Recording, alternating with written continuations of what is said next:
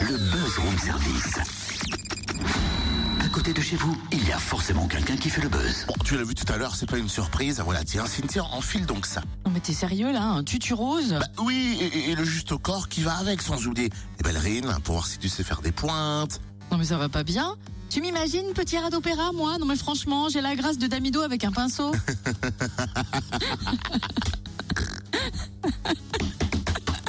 Eh ben t'as qu'à danser en salopette rouge si tu préfères.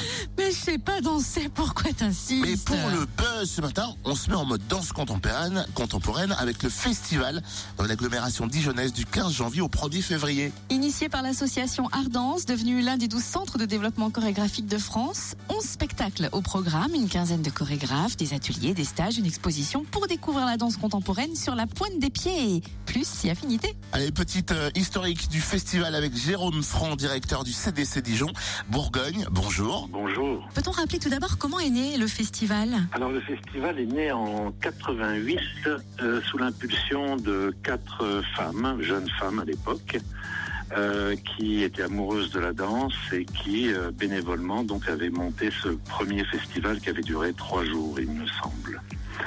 Et puis ensuite en 2000, l'association donc Ardence Bourgogne est devenue professionnelle et a prolongé pendant toutes ces années le festival jusqu'en 2008, année à laquelle je suis arrivé à la direction de l'association, donc du CDC depuis, parce qu'Ardence est devenu un centre de développement chorégraphique labellisé par le ministère de la Culture en 2010.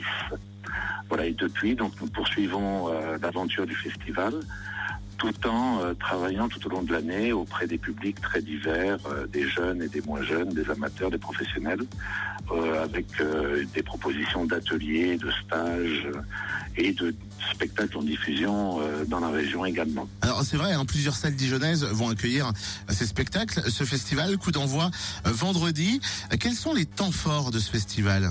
Les temps forts, c'est bien sûr l'ouverture, on va dire, avec donc ce spectacle L'homme d'habitude de Bruno Pradet avec le groupe Les Blaireaux de Ravel, donc un spectacle chorégraphique et musical, très musical, voilà, dans cette belle salle de Chenauve, et avec laquelle on travaille sur cette ouverture également avec l'ABC, donc l'agence Bourgogne Culture, qui est en coréalisation sur cette proposition artistique.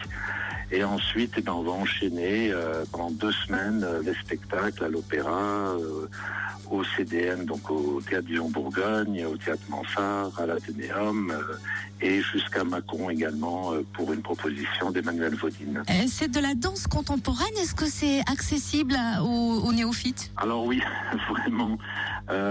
Cette année, au moment de la présentation du festival, donc on avait organisé début janvier au consortium, on s'est aperçu, au vu des images qu'on a proposées, des extraits, il faut savoir que la danse contemporaine, pas uniquement cérébrale, on va dire, et quelquefois ne l'est pas, et simplement un divertissement, un amusement au monde qui nous entoure. Les artistes sont là, ils questionnent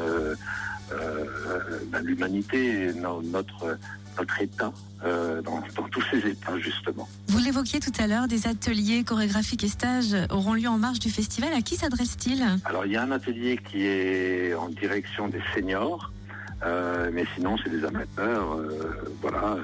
Et tout au long de l'année, je vous dis, on touche vraiment tous les publics, jusqu'aux non-voyants, puisqu'on a aussi une série d'ateliers pour non-voyants et voyants ensemble. C'est pas mal ça. Merci Jérôme Franc. Le festival du 15 janvier au 1er février dans 7 salles dijonnaises et puis une mâconnaise. Billetterie au Grand Théâtre à Dijon du mardi au samedi de 11h à 18h. Plus d'infos sur art-danse.org.